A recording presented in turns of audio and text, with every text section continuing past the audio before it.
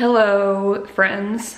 It has obviously been a really long time since I have filmed or posted a video, and pretty much any content on social media. I've definitely taken an extended break, but I've been getting an influx of messages lately, and emails asking if I'm okay, and I really don't want people to be worried about me. And aside from that, I've actually thought about filming so many times, but I haven't been able to bring myself to do it. And today feels like the perfect day to come back to YouTube. I have just woken up, but we're going with it. And I've decided to just film a video showing you guys my day and also talking about kind of where I've been and what's happened in between. I thought that might be a bit easier for me than just like a very serious sit down video telling you about, I don't know, what's been going on the past few months. They have been a bit of a challenge, but right now I'm feeling really good. And I wanted to wait to film until I had like some time to just process everything that has happened to me in the past few months and come back to my channel with a clear mind and also just a different perspective, because you know, when difficult things happen in our lives, in the moment they can obviously feel incredibly hard, but as time passes our perspectives can change a lot. And I wanted this to be a very positive video because that is how I'm feeling lately, and I wanted to show you guys that I have kind of come out on the other side.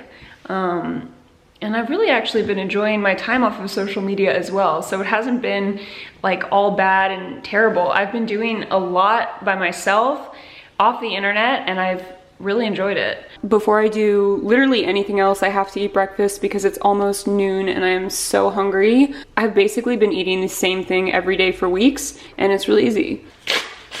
So we have a packet of instant oatmeal.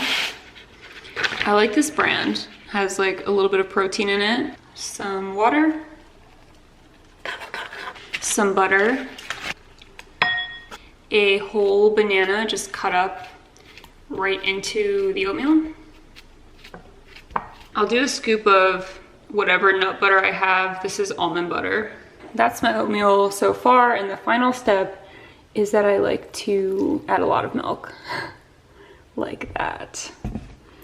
And that's it. Looks maybe not super appetizing, but it's really good and it fills me up. And then I take it into my bedroom and I will read in bed and eat my oatmeal and have some water. This is the book that I'm reading, Beasts of a Little Land. It is so good. I would really recommend it. I read it before I go to sleep as well. Nick has been really cool about this whole eating in bed thing because I know he is not a fan, and at some point I will go back to eating in the dining room, but right now this is my actual daily routine. I'm just gonna be honest with you guys. So once I finished my breakfast, I usually make the bed because it always makes me feel good, and I'll like brush off any crumbs, you know, from eating. I try to kind of clean up this bedside area because it gets really chaotic. And for the rest of the day, I am just going to do like a little self-care routine. I feel like I'm so sick of that word, self-care, but I don't know what else to call it. I'm gonna do some nice treatments on myself, and because it's about like 1 p.m. right now, maybe 1:30, I'm also gonna go sit outside for a bit. I've been getting a lot of blood tests lately to make sure everything, to make sure my health is okay. And I am a little bit low in vitamin D, so I've been trying to sit outside when the weather is nice and when it's warm out. I think in general, I tend to be like a little bit vitamin D deficient in winters, even in Los Angeles, because I really don't like the cold. But now that it's getting warmer, I can get some vitamin D naturally outside. And I'm also taking like a little vitamin D supplement with my multivitamin before bed. So I'm going to put on a short sleeve shirt so I have some exposed skin. And then when I come in from that, I might even shave my legs outside, okay? I do that sometimes, it's super weird. But is it weird? I don't know, hair is just a biodegradable thing, right? I'll do like a little shave with an electric razor when I'm too lazy to fully shave in the shower. And then when I come back in, I'm gonna take a shower and do like a full immersive body care routine in the shower. I want to do like a body scrub, a really rich moisturizer, and I want to give myself a pedicure, just like all those nice little things. And Nick and I are going out to dinner with our friends later for our friend's birthday, so I want to look kind of nice. I've just started kind of venturing back out into the world because I got my booster finally. It was like much overdue, and I have been a very like COVID paranoid person, especially with some things that I've been through lately that I'll still talk about at some point in this video. But yeah, I feel like a little bit better going out to eat after I've had the booster. We're still like eating outside and all that stuff, so taking it very slow. These are some of the products I'm going to be using in the shower, and afterwards, I wanted to introduce you guys to this brand if you haven't heard of it. They are some of my favorite products. I've been using them for a while. The brand is called Osea, and they are the sponsor of this video. I fell in love with this brand last year, and their whole story is really neat. It's a small family-owned company, and they basically took their mother's original skincare recipes and created a whole range of products to sell. I believe she was a cosmetic chemist who grew up like really studying skincare and the healing powers of ingredients. And anyways, I use so many of their products on a daily basis, especially this body oil, the Undaria Algae body oil. I wanted to show you guys for real. I've gone through like 3 of them. So I just bought a new one. And even that one I'm using it quickly. I use it almost every single day. Like every time I take a shower, I use this body oil. And they also have a body butter that's similar, the Undaria Algae Body Butter. You can see how many weird nail marks I have because my nails are so long, but I use this often on like really dry parts of my skin, and I also love to use it as a hand cream before I go to bed. So I'll keep it actually on my dresser usually, and it's amazing. I also love the Salts of Earth body scrub. I've used this before on Nick too, like as a partner kind of treatment. Like I'll scrub his feet sometimes because it feels really good. I really like this Vagus Nerve Pillow Mist too. I keep it in my dresser and I spray it on my bed before I go to sleep. Yeah, I don't know, I just love all of their products so much. Definitely check them out. You can use my code ITSPLITS10 for 10% off your whole purchase if you are interested in trying them. I'm thinking about making an ASMR video maybe with some of their products. What do you guys think? Because I'd like to try them on you. And I am very interested in emerging back into the ASMR world as well. I've really just taken a full break from social media lately, but I'm always gonna be making ASMR. So you don't need to ask. I promise at some point I will release more ASMR content.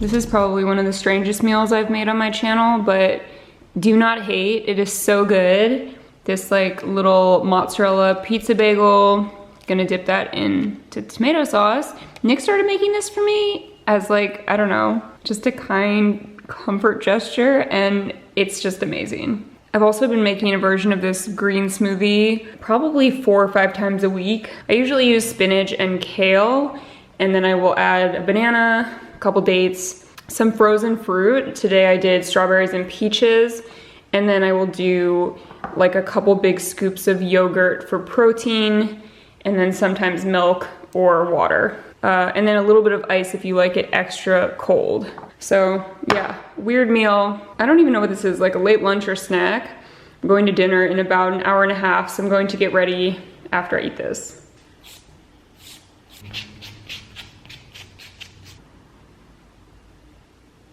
Happy birthday to you. 41. Happy birthday, dear Benjamin. And many more, we hope. Please don't die on us. We love you for forever. All right, I am back for the serious part of this video. It is 2 days later. I'm going to try to make this as abbreviated as possible, even though there's a lot of information.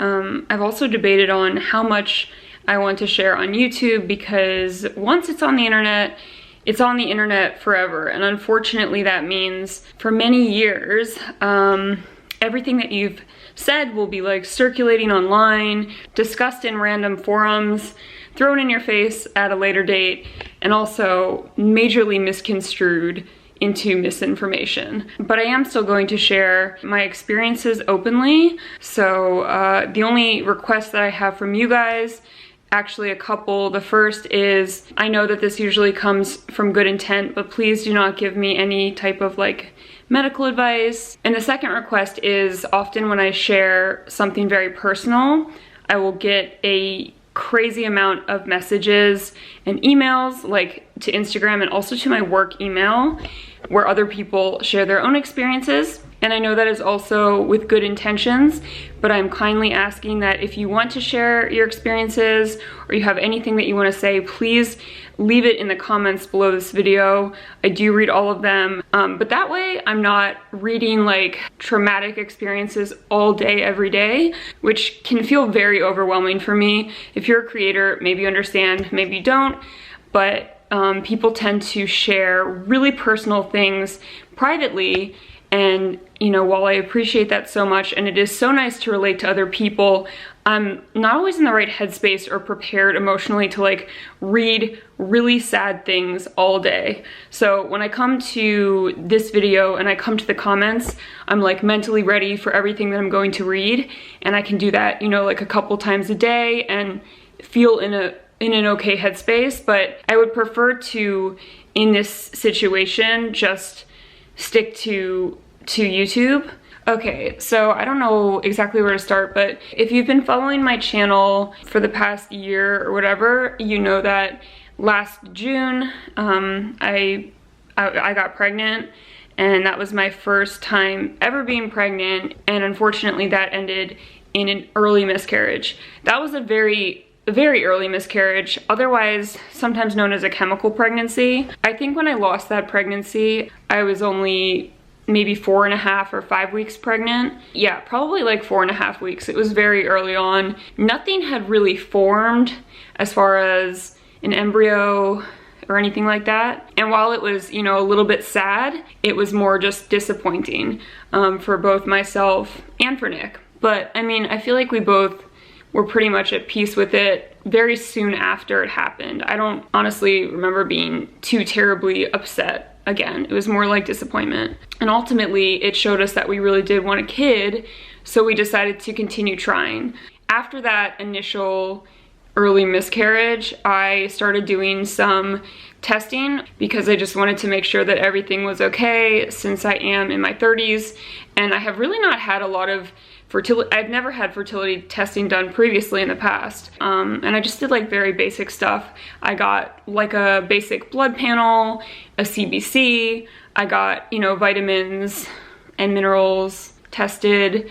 I got my egg reserve checked, that's like your AMH, and then I got a couple of other like small hormone panels, but nothing too in-depth. It was all just very preliminary. This testing I did a little bit through my obstetrician, my OBGYN, and the rest of it I did through a reproductive endocrinologist. I mean, testing can get really expensive, and a lot of it's not covered by insurance, so I just wanted to do like a little bit of investigating at first. The endocrinologist said that in his experiences, when people get pregnant very quickly, in our case, it was our first month trying.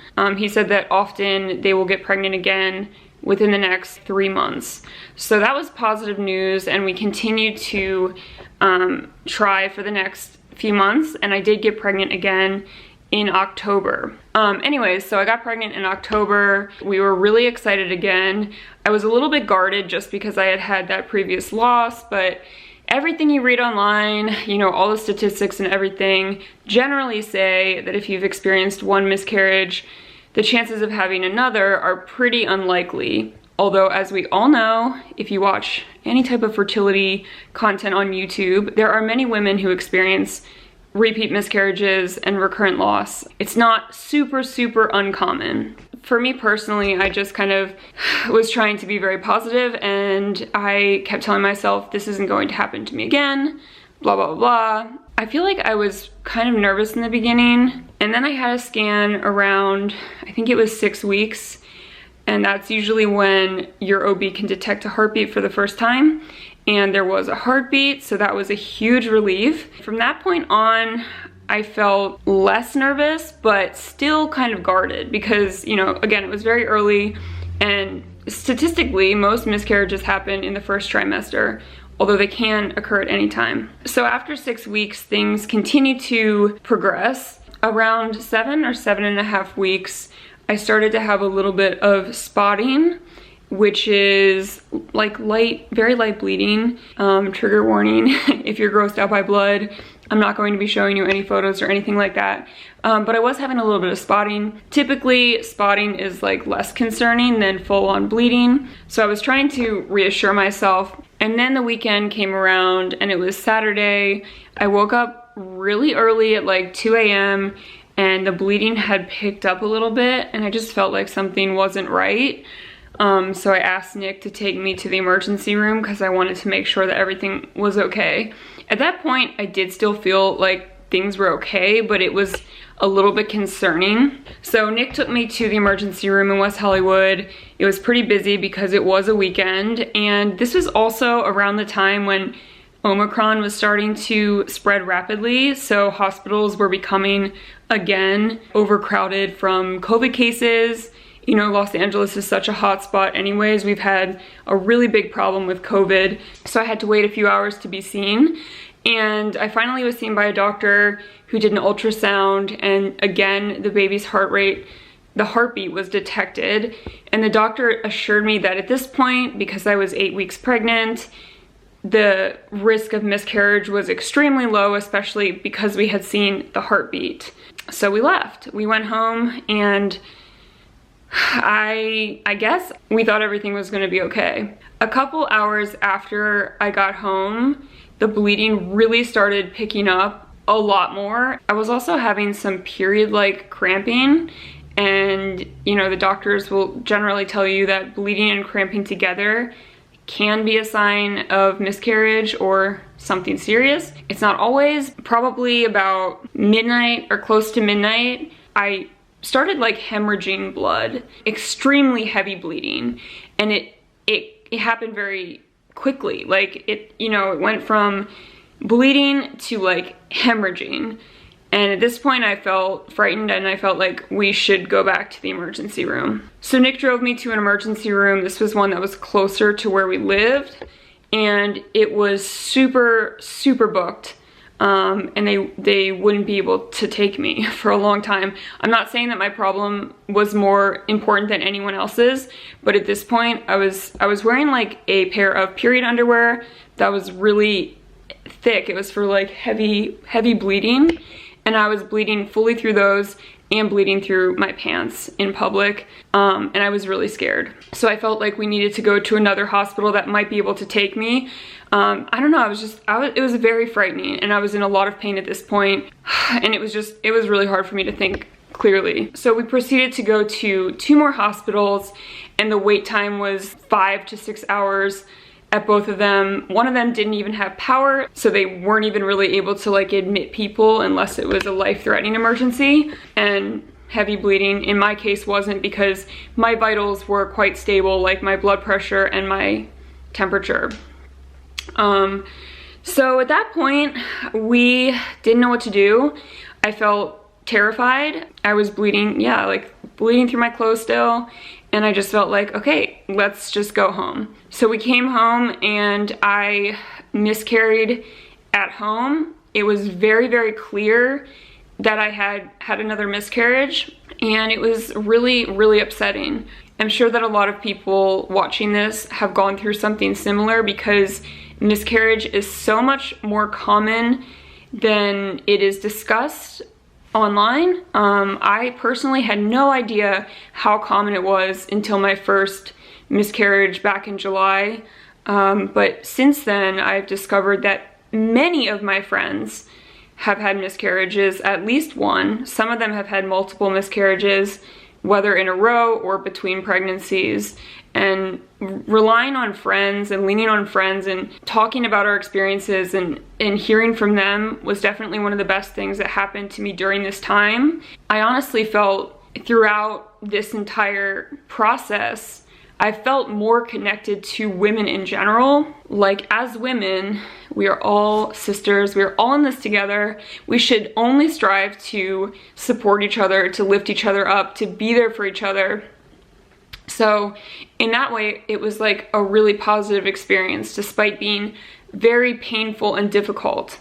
And it was painful and hard for Nick as well. You know, we were both grieving the loss of our child. I think we felt a lot more connected because we started to see the baby grow, and we had seen the heartbeat a bunch of times, and it really just felt like a living thing versus the first pregnancy loss. We didn't have that same type of attachment or connection. Full transparency, like, it fucking sucked. I mean, I wouldn't wish that on any other woman. Yeah, so that's what happened. This part I know is gonna make me cry. When I got home from the hospital, or, you know, the multiple hospitals that Nick and I had tried to go to on the night that I had the miscarriage, I called my mom. Like, she was the first person I called. It was so late. It was like, I don't know, 2 a.m. in Los Angeles. So it was like 5 a.m. East Coast time. And she picked up the phone.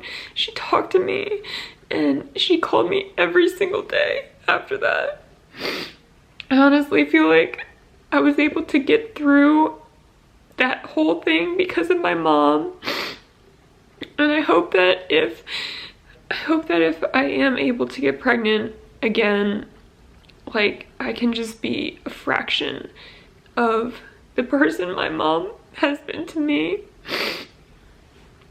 She's just like the most important person in my life, and I feel so truly blessed to have like family in my life alive and supporting me. I feel like with my family and my friends, I have everything that I need in my life. Especially, I just feel so grateful for my relationship with my mom. Honestly, anytime I talk about it, it makes me really emotional. So even if I was talking about my mom not in relation to this story, I would probably be crying. So that's basically what happened and why I decided to take some time off of social media.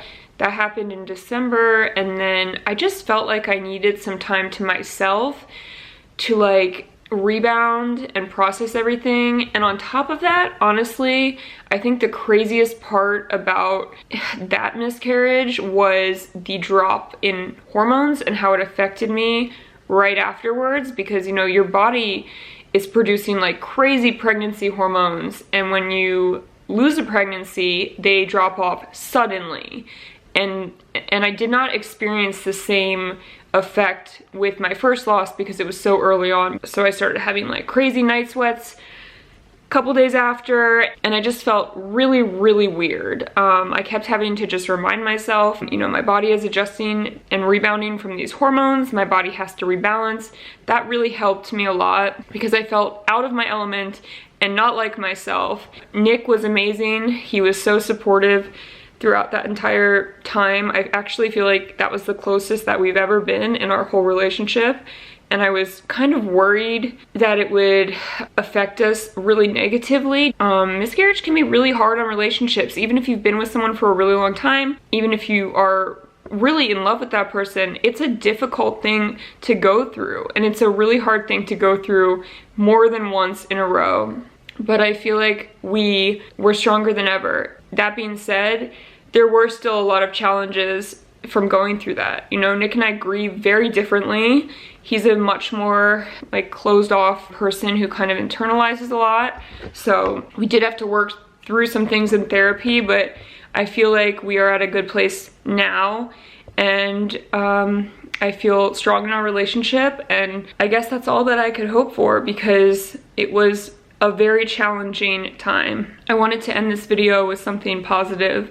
I never made a New Year's resolution for 2022 because so much had happened. I didn't want to put any pressure on myself at all.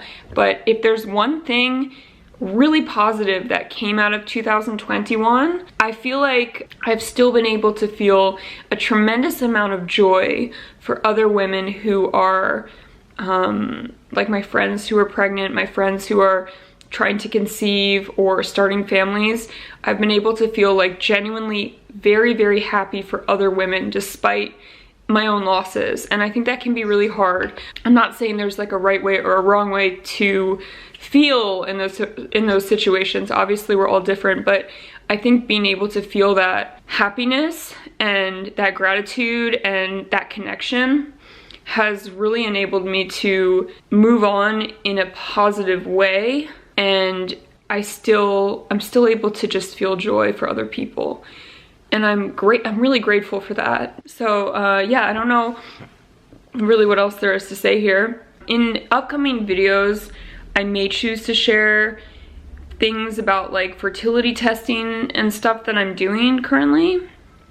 I don't know if that's interesting or of interest to some of you who may be going through something similar. I haven't really decided yet, but at the end of the day, I actually feel like nothing is wrong with my body. Even despite what we might read online, I think in many cases, a lot of women have multiple miscarriages and then go on to have successful pregnancies naturally, and everything is okay.